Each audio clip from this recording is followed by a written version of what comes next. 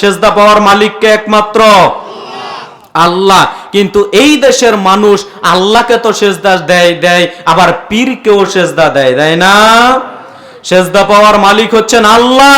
আপনি যদি আল্লাহকে ব্যতীত পীরকে গিয়ে সেজদা দেন, মাজারে গিয়ে সেজদা দেন, এর নামই হলো শিরিক করা, এর নামই হলো শিরিকে আকবার করা। আপনি যদি শিরিকে আকবারে লিপ্ত হয়ে যান, তাহলে আল্লাহ সুবহানাহু ওয়া তাআলার ঘোষণা হচ্ছে আল্লাহ আপনার সমস্ত আমল বাতিল করে দিবেন এবং আপনি ক্ষতিগ্রস্তদের অন্তর্ভুক্ত হয়ে যাবেন। অতএব এইগুলো হচ্ছে বড় শিরিক।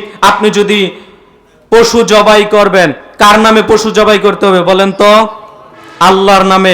আপনি যদি আল্লাহর নাম ব্যতীত গায়রুল্লাহর নামে পশু জবাই করেন, তাহলে এর নামই হলো শিরিক। তাহলে আপনার আমল, সমস্ত আমল আল্লাহ সুবহানাহু ওয়া তাআলা বরবাদ করে দিবেন, সমস্ত আমল আল্লাহ সুবহানাহু ওয়া তাআলা বাতিল করে দিবেন।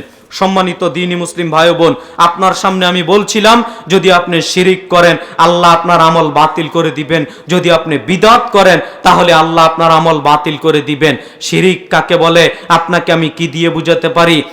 অধিকাংশ মানুষ কথায় কথায় শিরিক করে, বিশেষভাবে মা বোনেরা কথায় কথায় শিরিক করে।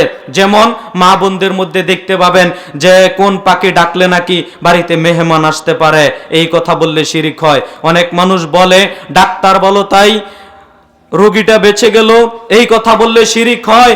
অনেক মানুষ বলে হাত চুলকালে নাকি টাকা আসতে পারে, এই কথা বললে শিরিক হয়। অনেক মা বোনদের কুধারণা, অনেক মা বোনদের এই নোংরা ধারণা, অনেক মা বোনেরা দেখতে পাবেন যে বাঙা আয়নায় চেহারা দেখে না, মনে করে বাঙা আয়নায় যদি চেহারা দেখি তাহলে কুলক্ষণ, কুসংস্কার, কোনো ক্ষতি কিছু হতে পারে।